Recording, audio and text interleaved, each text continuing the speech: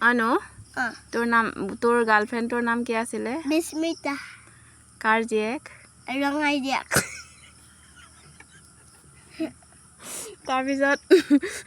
তাৰ পাপাটো তোক নিদিব নহয় তোলে তই ইমান দুখীয়া এটি বহুত ধনী মানুহ হয় নাই নহয় মই লগত গান লৈ তাক মাৰি মাৰো তাৰ মাক মাৰি মাৰো বিস্মিতাই ডাঙৰ হয় মই ডাঙৰ হয় ক'বাত যাম ক'ত যাবি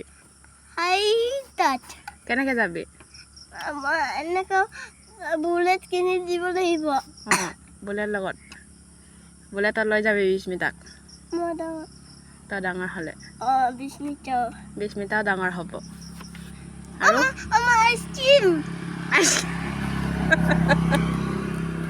আমাৰ পোৱালি স্কুল গৈ গৈ আজিকালি গাৰ্লফ্ৰেণ্ডৰ কথাও জনা হ'ল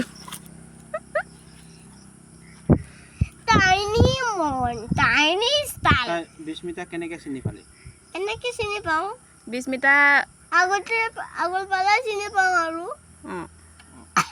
আগৰ পৰাই ইমান তই ক'ত চিনাকি হ'লি